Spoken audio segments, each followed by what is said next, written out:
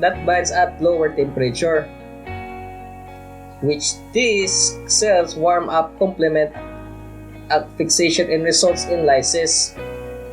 See chapter 14 for a more complete discussion of complement-mediated autoimmune diseases. Now we're going to talk about the complement deficiencies. The major pathway components of that excess activation of the complement system can result in disease states. Lack of individual components also has a deleterious effect. Hereditary deficiency of any complement protein, with the exception of C9, usually manifests itself in increased susceptibility to infection and delayed clearance of immune complexes. Most of these conditions are inherited on an autosomal recessive gene, and they are quite rare, occurring in 0.03% of the general population. The deficiency that occurs most often is that of C2, which is found in C1 in 20,000 individuals. Recent evidence indicates that atherosclerosis may be related to a C2 deficiency. Although C2 deficient individuals may be more prone to recurrent streptococcal and staphylococcal infection. The recurrent streptococcal and staphylococcal infection, the factor B locus is nearby, and often C2 deficiency persons are reported to have decreases in factor B. Other types of complement deficiency are less common.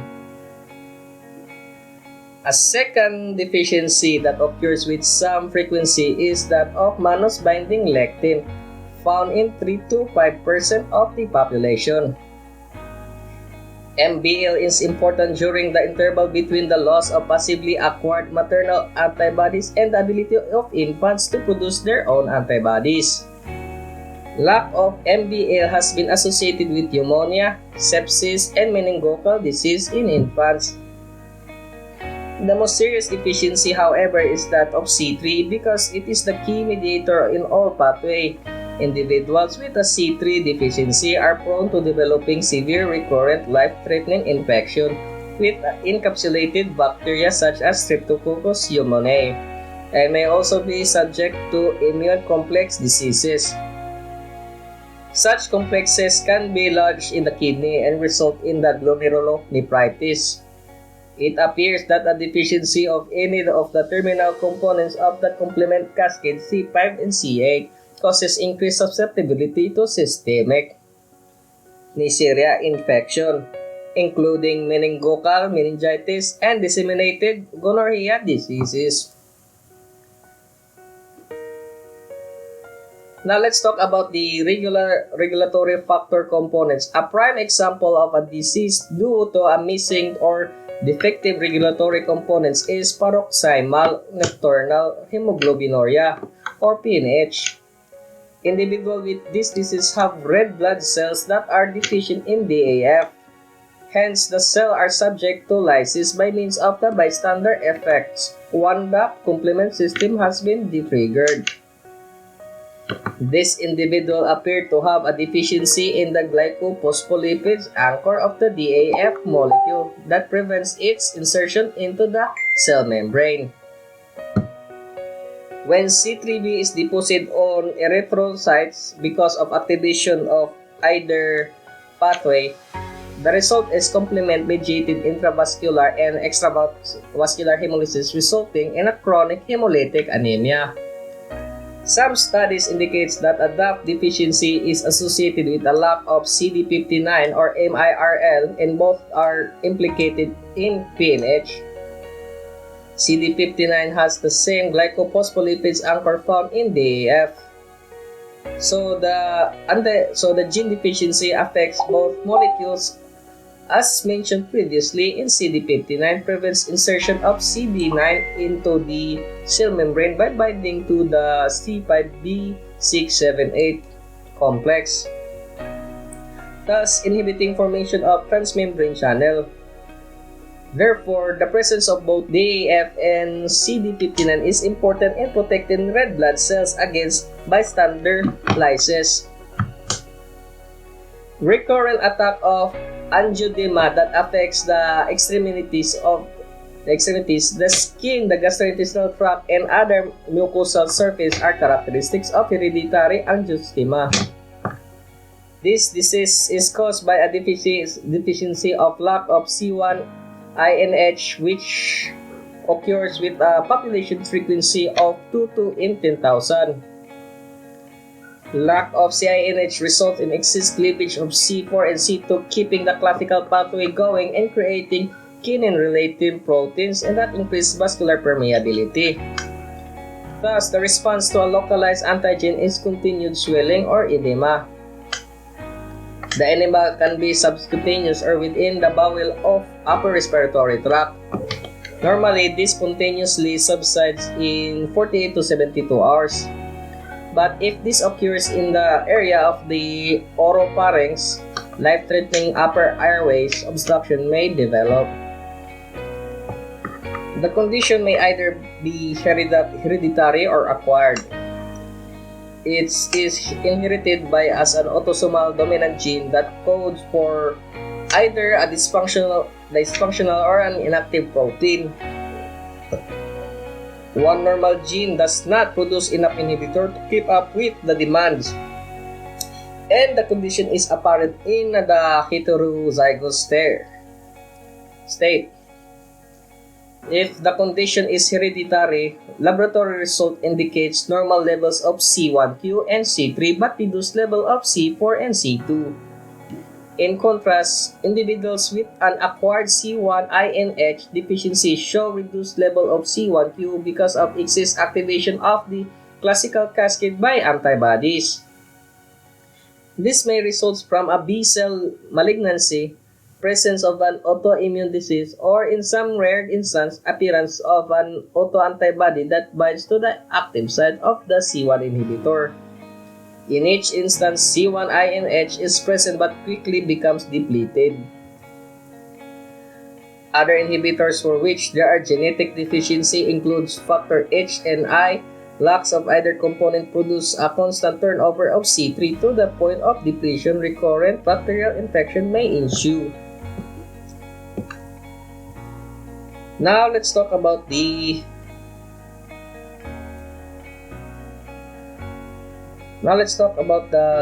laboratory detection of complement abnormalities. Determining the level of complement components can be a useful adjunct in diagnosing disease. Hereditary deficiencies can be identified and much can be learned about inflammatory or autoimmune states by following the consumption of complement and proteins.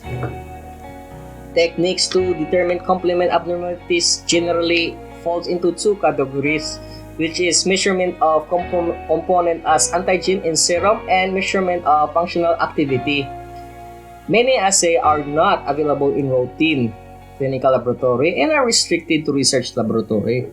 Some of more common assays will be discussed here. So we're going to discuss about the immunologic assay of individual components. The method most frequently used to assay individual component includes radial immunodeficiency diffusion and nepelometry. Components that are usually measured and for which they are standardized reagent include C1q, C4, C3, C5, and factor B, factor H, factor 1, and C1 inhibitor. Kits are available for C3A, C4A, and C5A. Radial immunodiffusion uses agarose gel into which specific antibodies is incorporated. Serum serves as the antigen and is placed in wells that are cut in the gel. Diffusion of the antigen from the well occurs in a circular pattern. The radius of the resulting circle can be related to antigen concentration. This is a sensitive technique when performed correctly, but it takes at least 24 hours before test results are available. Nepelometry measures concentration according to the amount of light scattered by a solution containing a reagent antibody and a measured patient sample. Generally, the more antigen-antibody complexes that are present, the more a beam of light will scatter as it passes through the solution. Such as systems have a high degree of accuracy, results are available quickly, and processing is easy because of the use of automation. However, it is necessary to purchase expensive equipment. Nephelometry and RID are both sensitive tests. None of the assay for individual components are able to distinguish whether the molecules are functionally active. Thus, although the preceding steps give quantitative results and are relatively easy to perform, test results must be interpreted carefully.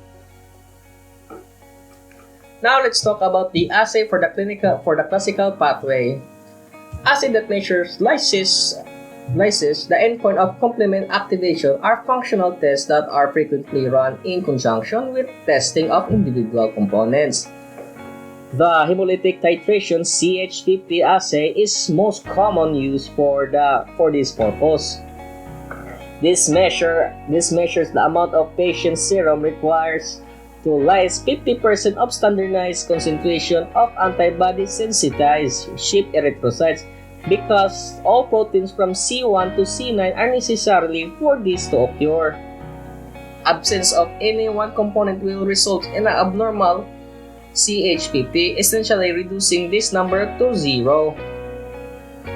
The titer is expressed in CH50 units, which is then reciprocal of the dilution that is able to lyse 50% of the sensitized cells. The 50% points is used because this is when the change in lactic activity per unit change in complement is a maximum. Most labs need to establish their own normal values. In additional, CH50 test has also been developed based on lysis of liposomes that release an enzyme when lysed. This can be read on an analyzer and is more accurate than traditional CH50 testing. However, lactic assay in general are complicated to perform and lack sensitivity. Individual lab must establish their own normal values. When the results are abnormal, the results cannot be determined. Such procedures are useful in establishing functional activity or lack thereof. Additional testing for individual components should be performed to follow up on any abnormality. Lactic activity can also be measured by radial hemolysis in agarose plate, or rabid red blood cells that have been sensitized. That has been sensitized, That have been sensitized with antibodies are implanted in agarose, and patient serum is added to well punch in the gel. Lysis appear as a clear zone around for each well, and if complement standards are run, the size of the zone can be related to complement concentration. ELISAs have been designed as another means of measuring activation, classical pathway. Solid phase IgM attached to the walls of microtiter plates is used to initiate complement activation. Anti-human antibodies to C9 conjugated to alkaline phosphate is the indicator of complement activation. When substrate is added, if any C9 is present in the antibody conjugate has attached, a color change will be evident. Refer to Chapter 10 for a complement discussion of the principle of ELISA's techniques. This type of testing, which is very sensitive, is probably the best screen for complement abnormalities. Additionally, split products that results from complement activation can also be detected by this same method. This product includes C4a, C4d, C3a, and C5a, which are generated only if complement activation has occurred. Now, we're going to discuss about the alternative pathway assay. Alternative pathway assay activation can be measured by several different means. An AH50 can be performed in the same manner as the CH50, except